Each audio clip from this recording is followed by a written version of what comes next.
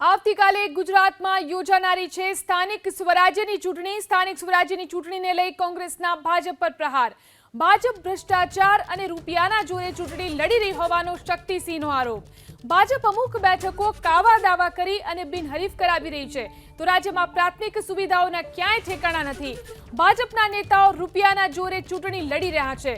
ગઈકાલે ભાજપ નેતાઓનો રૂપિયાની થપ્પીઓ સાથેનો વિડીયો પણ વાયરલ થયો હતો, જેનો પુરાવો છે તેવી પણ વાત શક્તિસિંહે કરી છે। ચૂંટણી એક પવિત્ર પર્વ છે। આ ભારતીય જનતા પાર્ટીએ લોકશાહીમાં જે માન્ય નથી, જેને કરપ્ટ પ્રેક્ટિસ કહેવામાં આવી છે, અને જે પ્રકારની પ્રવૃત્તિ થાય તો એ લોકશાહીને કલંકિત કરે, આવી ઠેર ઠેર પ્રવૃત્તિ થઈ। આપે જોયું હશે, મુન્દ્રામાં તો અમારા ઉમેદવારશ્રીએ અને તાલુકા કોંગ્રેસ પ્રમુખભાઈ ગઢવીભાઈને ભેગા થઈને ભાજપના ઉમેદવાર, એના નેતાઓ તાલુકા પંચાયતની પેટા ચૂંટણીમાં ફોર્મ પાછું ખેંચી લ્યો, 7.5 લાખ રૂપિયાથી બાર્ગેનિંગ શરૂ કરે છે। કેમેરાની આંખે આખી વિડીયો આવી। અમારો કોઈ એક પણ ઉમેદવાર એવો બાકી નહીં હોય કે જેને ભારતીય જનતા પાર્ટીએ એન કેન પ્રકારે સંપર્ક ન કર્યો હોય।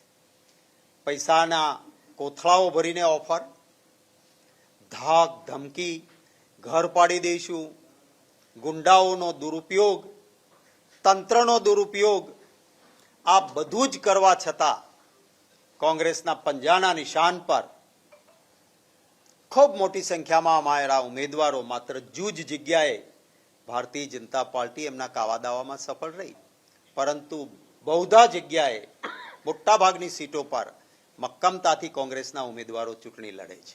ગુજરાતના મતદાતાનો એ અધિકાર છે કે કોને ચૂંટવો।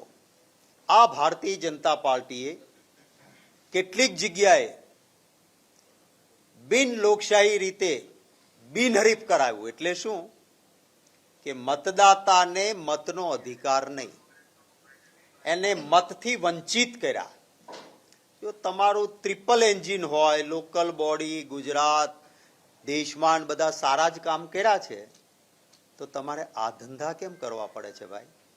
એનો અર્થ એ છે કે ગુજરાતનો મતદાતા ભારતીય જનતા પાર્ટીને મત આપવા માંગતો નથી, એ ડર છે ભાજપને, અને એટલા માટે કરપ્ટ પ્રેક્ટિસ, જે લોકશાહીમાં માન્ય નથી એવા ધંધાઓથી કેટલીક સીટો બિનહરીફ કરાવી છે।